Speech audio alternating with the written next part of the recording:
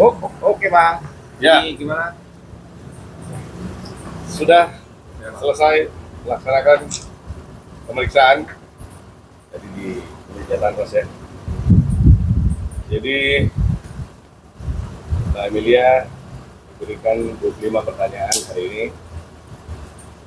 Mau sudah dijawab sesuai dengan fakta yang adanya.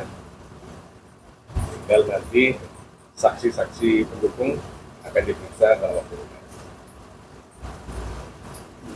25 pertanyaan itu terkait apa aja Bang? Terkait dengan kemampuan. Pemalsuan. Tadi dilampirkan juga barang bukti. Sudah kita sampaikan.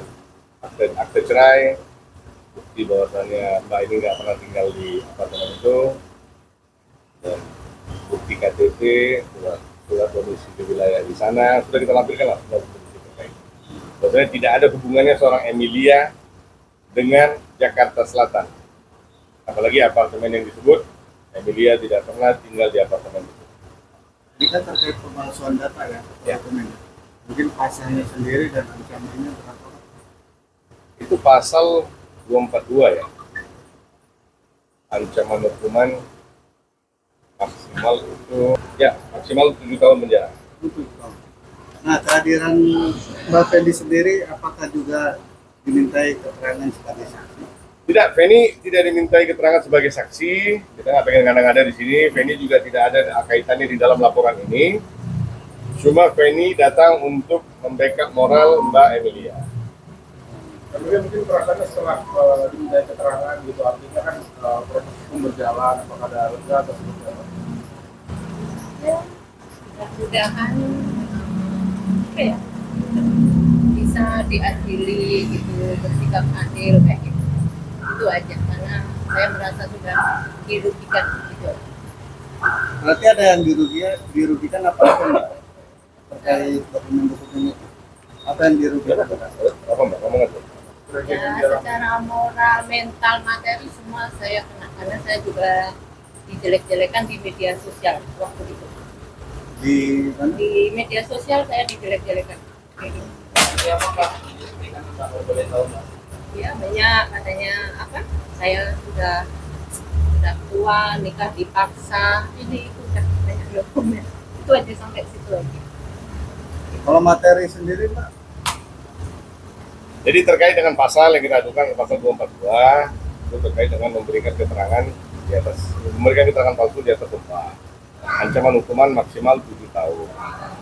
Mbak Emilia sendiri awalnya tidak tahu kalau beliau sudah diceraikan.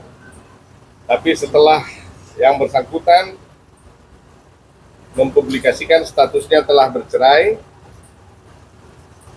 setelah itu baru Mbak Emilia tahu melihat dari sosial media kalau suaminya yang dia rasa masih aktif hari itu telah menceraikan dia tanpa izin dan sepengetahuan. Bang Heran, ini kan juga tadi Bang sebelumnya juga ngomong kalau misalkan Bang Feni dan Bang Heran tidak boleh di podcast. Sedangkan sebaliknya Bang, posisi di sana lagi mulai bersuara di podcast malah kan seperti apa Bang? Ya kalian lihat aja lah, kita kan sekarang kita bicara, kita orang Indonesia bro ya. Ya kita nggak usah bicara kirim roket sebulan, ya kita bicara ya 1 tambah 1 2 aja. Kita orang Indonesia percaya logika 100%. Sekarang kalian lihat, yang cari pansus siapa? Pihak saya atau pihak sana? Jadi awalnya seakan-akan kan ini playing victim. Lelaki sejati tidak akan bermain seperti ini. Kan kasarnya gitu. Lelaki sejati tidak akan playing victim. Kita dari awal ya, di posisi kita, kalau saya bersuaranya agak maksimal, saya di posisi korban. Dan saya mendampingi lebih dari 1 korban. Dan korbannya dua-dua adalah wanita. Dan di mana ini bukan saya bungkam, memang mereka memang orang yang bukan orang-orang yang vokal. Jadi memang saya harus bersuara di sini. Jadi jangan pernah dipikir saya memanipulasi pikiran mereka atau saya doktrin mereka agar tidak bicara supaya saya ambil alih panggung. Gue banyak kerjaan, ya. Saya bukan pengacara pengangguran kasarnya gitu. Kalau gue nggak tahu kalau yang di sana-sana ya. Gitu. Kita time padat loh gue bilang. Ini benar-benar gue bilang saya bukan cari duit di sini. Saya benar-benar mencari keadilan untuk mereka. Sekali lagi gue bilang mereka ini adalah cerminan wanita di Indonesia yang mana terjolimi oleh pria asing. Kebetulan di sini prianya 1 orang, korbannya Masih 2.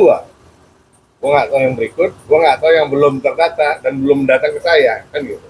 Ada beberapa yang sudah menghubungi saya, mengaku korban yang pernah terlibat dengan ya mungkin one night stand atau gimana, cuma ya saya belum mau nanti terlalu melebar saya punya cerita kan. Tapi sekali lagi saya bilang saya tidak takut dengan hujatan-hujatan mereka, karena saya memang di sini untuk bersuara, ya. Saya tidak mau bilang itu dengan speak up. Saya di sini fungsinya bersuara. Kenapa? Kalau saya bungkam, kalau saya pun tidak bersuara, siapa yang tahu apa yang terjadi dengan 2 wanita ini? Ya, jadi ini bukan klien dan asisten atau asisten dan klien, enggak. Jadi ini juga bukan temannya klien, dua-dua klien saya. Dan dari hari itu sampai hari ini saya masih berdiri di sini. Kalian lihat di sana. Macam mana gonta-ganti istri, kayak gitu pengacara pun gonta-ganti ya. Masukin draft gugatan cabut, masukin gugatan salah, masukin gugatan cabut. Nah ini ada lagi sekarang pengacara baru lagi apa ngomen-ngomen nih di situ. Kalau saya memang benar, gue dipanggil periksa, ada media, saya bicara, ini nyata. Nah kalau saya harus bicara, saya di sana pecahkan ya, itu sah-sah saja. Biar dunia tahu, masyarakat Indonesia tahu apa yang terjadi di sini. Karena ini mereka ini kan sudah habis dijolimi, sudah habis termakan oleh hoax. Jadi kalau dipikirkan tentang bagaimana nanti suatu saat anak itu besar akan melihat, anak itu akan melihat ini loh. Sadar nggak sih yang ngomong gitu? Kalau memang kau memperjuangkan hak moral, kemerdekaan, pemikiran intelektual daripada anakmu, kau tidak akan buat ini loh. Dan kalau kau memang benar-benar manusia lelaki yang siap mati untuk anak, kau nggak akan tinggalkan ibu kandungnya. Pahit manis pasti kau jalani di dalam rumah itu. Kita juga suami-suami yang sudah punya istri dan sudah punya anak lah. Kita bukan anak-anak sekolah di sini kan. Jadi nggak usah deh. Dan singkat aja, kita bro, ini bukan bicara sombong, bukan bicara apa ya. Tujuan saya benar. Tujuan saya bersih. Siapapun selagi manusia itu halal, pasti saya halal, ya. Dan yang paling penting, kita rakyat Indonesia, kita warga negara Republik Indonesia. Kalau kita dengan kebenaran, dengan penuh kebenaran, fakta, kita kalah sama orang asing, berarti kita belum merdeka, ya. Udah itu aja intinya. Kalian garis bawahi kata-kata saya. Bapak ini melihatnya gimana Bapak teks tersebut? Bahkan bisa dibilang agak sedikit memojokkan Bapak ini. Ya pastilah, malu juga ya, sedih juga pasti. Bapak ini kehadiran Bapak ini macam sebuah tanggung jawab moral juga kayaknya. Apa bang? Sorry nggak ada. Kayaknya kehadiran di sini bukan hanya secara pendamping, tapi juga ada tanggung jawab moral kan? Iya benar. Memang melihatnya seperti apa sebenarnya di kasus yang sama kah atau gimana? Dari Ya di awalnya juga Penny dengan Mbak Emilia ribut kenapa? Kan karena seseorang. Ributnya kenapa? Kan pasti karena ada penyampaian dari sisi sini kepada sisi sini terkait Mbak ini kepada Mbak ini. Nah, waktu fakta itu kan seperti asap hitam Mbak ya. Pada saat asap itu habis, reality akan terlihat. fakta ya. Pada saat mereka lihat realitinya ternyata tidak sama dengan pembualan hari itu, ya logika akan mulai bekerja. Kalau dibilang cinta, kalau dibilang bucin, saya nggak sepakat dengan bucin. Cuma ya, semua orang punya keyakinan Pak. Kalau semua orang tidak akan sama dengan semua orang, ya, atau satu orang tidak akan menjadi orang jahat kepada semua orang. Tapi pada saat satu orang mengulangi kejahatan yang sama, maka orang itu akan disebut apa? Di dalam hukum aja kita lihat perilaku seseorang yang berbuat kejahatan pertama kali dengan mereka-mereka yang sudah punya riwayat residif, itu beda loh penanganannya. Kenapa? Mereka sudah mengulangi. Berarti efek jera itu sudah tidak maksimal kepada mereka. Inilah yang dibahas.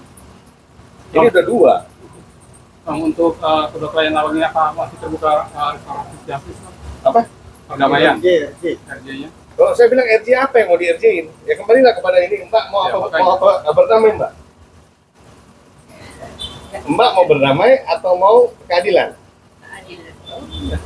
Nah, Penny mau berdamai atau mau keadilan? Keadilan bang. Mbak, kalau Mbak Penny kan nilai kerugiannya lumayan ya dari material. Nah, sendiri berapa kerugiannya? Kalau secara nominal, saya rasa nggak usah dihitung secara nominal. Tapi Mbak ini sampai jual tanah warisannya untuk membelikan barang-barang kepada beliau. Mbak ini sampai menjual kios-kiosnya yang ada di market, yang di pasar untuk mendempingkan mobil. Jadi banyaklah gue bilang. Jadi namanya pengorbanan kalau kita hitung secara rasio nominal akan ada ketimbangan, akan ada ketimpangan. Tapi pada saat kita bicara kerugian, ya rugi kan. Mbak, kena gendam, Mbak. Sampai dijual semuanya kena gendam. Nggak tahu. Kenapa? Kena gendam sama atas. Kena Oh, pelet. kena suling. Nah, Sampai mau ngejual semuanya, mau mulut manisnya apa sih, Mbak? niatnya kan baik. Niatnya baik. Jadi gini, kalian lihat ya. Saya nggak bicara Indonesia spesial. Tapi kalian lihat, saya bisa bilang di Asia, wanita yang paling baik hatinya itu wanita Indonesia. Asia ya. Boleh coba. Dan ini menjadi nilai plus bagi mereka-mereka yang datang dari luar tanpa platform yang proper. Banyak, kalau saya boleh ngomong ya, kepada presiden gua ngomong, batasin orang-orang asing yang tidak punya kapasitas yang datang sini untuk meraup keuntungan. Perketat imigrasi, dan perketat polisi, perketat perbatasan. Nah, mereka-mereka yang datang ke sini, ini kita negara sedang berkembang loh. Dari hari itu sampai hari ini kita negara yang sedang berkembang. Nah, di negara seperti ini kita butuh investment, investasi, investor. Nah, kita nggak butuh predator.